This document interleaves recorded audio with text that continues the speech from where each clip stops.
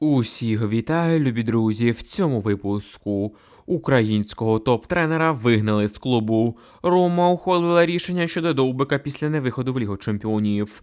Терміново український клуб дискваліфікують з УПЛ. Руслан Ротань покинув Олександрію. Друзі, ставте лайк цьому відео та поїхали дивитися новий випуск разом. Роман Григорчук покинув Черкаський ЛНЗ. Головний тренер ЛНЗ Роман Григорчук залишив свою посаду. Клуб повідомив, що співпрацю завершено за згодою сторін. Президент ЛНЗ Віктор Кравченко заявив, що разом з генеральним директором Каюком клуб прийняв рішення змінити стратегію розвитку команди. Нагадаємо, Роман Григорчук очолив ЛНЗ у грудні 2024 року, повернувшись до української прем'єр-ліги після роботи в азербайджанському Нефчі. Під його керівництвом ЛНЗ завершив сезон УПЛ на 12-му місці, набравши 31 очко. Команда здобула 2 перемоги, 6 разів зіграла в нічию та зазнала 5 поразок. Повідомляється, що новим наставником ЛНЗ стане коуч руху Віталій Пономарьов. За інформацією видання «Та-то таке», 50-річний фахівець – головний кандидат на пост тренера черкаського клубу. Насправді у цій ситуації дуже шкода Романа Григорчука. Роман Йосипович – це великошановний тренер в українському футболі, а з ним поступають як з собакою, виганяючи з клубу, фактично не давши багато шансів на побудову команди. Григорчук прийшов в клуб лише півроку тому посередині сезону. Він навіть не встиг провести збори з командою, зробити необхідні трансфери, а його просто взяли і ганебно викинули за двері. Та й взагалі в ЛНЗ відбувається якась повна чехурда. Спочатку звільнили менеджерів, зараз взялися за тренерів. З таким підходом в клубі нічого не буде, якщо постійно все змінювати та не давати жодних шансів та, найголовніше, часу на побудову команди. Адже той самий Ротань, який здобув срібло з Олександрією, будував свою команду більш ніж 2 роки. Але благо керівництво клубу вистачило розуму дати йому цей час. Шановні глядачі, перед тим, як ми продовжимо далі, поставте, будь ласка, свій лайк цьому відео. Давайте просувати україномовний YouTube разом. А тим часом наставник Олександрії Руслан Ротань стане головним тренером футбольного клубу Полісся. Про це повідомило декілька українських футбольних джерел. За інформацією українських ЗМІ, житомиряни остаточно визначилися з новим головним тренером команди. Разом з Ротанем до клубу перейде весь його тренерський штаб, в тому числі Олексій Антонов, якого раніше називали спадкоємцем Руслана Ротаня в Олександрії. Зазначається, що Олександрія щосили намагалася зберегти в команді Руслана Ротаня і навіть запропонувала йому контракт з потроєною зарплатнею. Але фахівець відмовився продовжувати співпрацю. Найближчим часом Ротань підпише контракт з командою Буткевича. Нарешті до Полісся доперло, що скільки гравців не купували, а поки у вас не буде нормального тренера, то результату теж не буде. Ротань – це хоч і достатньо молодий спеціаліст, але при цьому це вже тренер, який має досвід виступів на своєму кріслі. Це якраз той тренер, який може перезавантажити житомирян та зробити з Полісся команду грант українського футболу. Якщо Ротань навіть зі скромною Олександрією виграв срібло, то з Поліссям, де бюджет набагато вище, можна в перспективі позмагатися і за золото УПЛ. Єдине у цьому випадку шкода трохи саму Олександрію, яка перед стартом в лізі конференції залишиться без тренера та кількох провідних гравців. Схоже, на нас чекає відразу -1 клуб в Єврокубках. Шановні глядачі, якщо бажаєте Ротаню удачі в Поліссі, то поставте лайк цьому відео. Динамо Київ готує трансфер легіонера Полтавської Ворскли. Малійський фланговий півзахисник Полтавської Ворскли Ібраїм Кане прокоментував чутки про інтерес до нього з боку київського Динамо. Так, це правда, але на даний момент я нічого більше не можу сказати, тому що останнє слово за клубом за Ворсклою, зазначив Ібраїм Кане. Також за інформацією видання телеграм-каналу «Інсайди від Пасічника 2.0», Кане має на руках пропозицію з-за кордону, але саме Динамо зараз є фаворитом на підписання африканського футболіста. Ібрагім Кане вже декілька років грає на солідному рівні в Ворсклі, і дивно, чому Динамо не звернуло увагу на цього гравця ще раніше. Але в будь-якому випадку, якщо Динамо не може привозити та купувати легіонерів із-за кордону, то такий варіант в нинішніх умовах досить непоганий.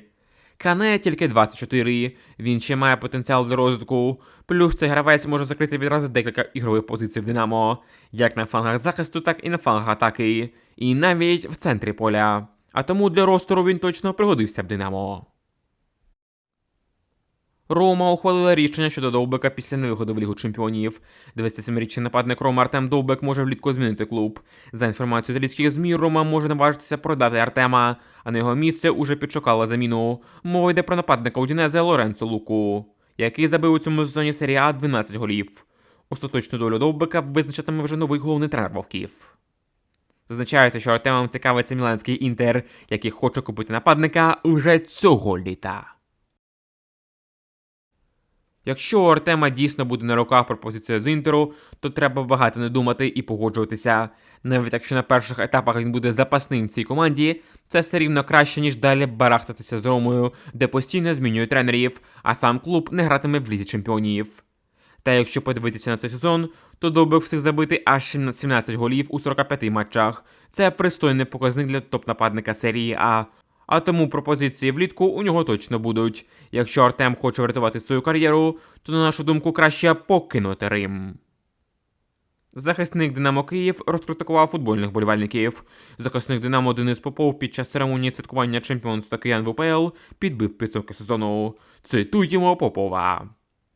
Усі прекрасно розуміють, в якому ми клубі. Ми кожну гру граємо на перемогу. Буває щось виходить, буває щось ні, але це футбол. Хтось розказує, захист поганий, не захист. Слухати чемпіонів мікрофона і дивана – це не моя справа. Я вже давно перестав це все читати та слухати. Ми, чемпіони, не програли жодної гри, а ви там сидіть собі та розказуйте. Сподіваюся, ми заткнули рота критикам, заявив Денис Попов. Гравці Динамо дійсно заткнуть рот критикам лише тоді, коли почнуть грати на міжнародній арені не в ганебний футбол, а в футбол, який приносить задоволення та найголовніший результат українським фанатам футболу. А поки це лише все слова. Виграти УПЛ не так важко в такому слабкому чемпіонаті з слабким Шахтарем. Найголовніший показник рівня команди – це Єврокубки. В цьому сезоні Динамо гарно провело літню кампанію в ЛЧ, але потім в Лізі Європи все було жахливо. Якщо гравці не зуміють зрозуміти, за який клуб вони грають та яку країну вони представляють на міжнародній арені, то наступного сезону нас буде чекати черговий провал в Лізі Чемпіонів. А тому гравцям Динамо треба трохи прибрати пафосу та високономірності після свого чемпіонства та на футбольному полі довести, що вони дійсно майстри футболу, а не любителі. Шановні глядачі, а як вам такі висловлювання з боку Попова? Напишіть в коментарях нижче. Український футбольний клуб може не зіграти в УПЛ наступного сезону. Спортивний клуб Полтава може не отримати атестацію на участь в УПЛ. Справа в тому, що у команди немає основного стадіону для гри в вищій лізі. Полтава звернулася до Ворскла з метою грати домашні матчі на стадіоні імені Валерія Бутовського. Але там їм відмовили, адже клуб не досяг згоди з Ворсклою щодо ціни оренди та умов користування ареною. Резервною ареною Полтави в атестаційному документі є стадіон Ніка в Олександрії, де також грає місцева команда. Але в будь-якому випадку у клубу повинен бути основний стадіон, якого зараз немає. Таким чином, якщо Полтава в найближчий час не вирішить цю проблему, то клуб дискваліфікують з УПЛ. Українські футбольні клуби врешті-решт уже мають зрозуміти, що перш ніж виходити в Прем'єр-лігу, їм треба не тільки вигравати матчі в першій лізі, але й будувати відповідну інфраструктуру, академію, поля для тренувань та багато всього іншого. Адже саме з цих частей і складається увесь великий футбольний клуб.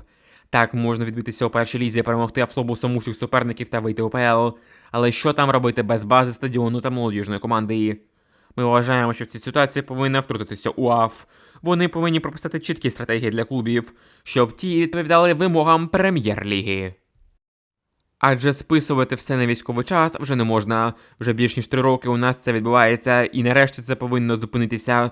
Такі клуби, як Полтава, Інгулець та подібні, якщо не відповідають вимогам по інфраструктурі, повинні бути вилучені з ліги. Інакше про ніякий розвиток українського футболу не може йти й мови. Друзі, а яке рішення щодо СК Полтави, на ваш погляд, було б найправильнішим? Напишіть в коментарях під цим відео. На цьому все. Дякую, любі друзі, за ефір. Ставте лайк цьому відео та підписуйтесь на канал. До нових зустрічей в ефірі. Бережіть себе та Україну!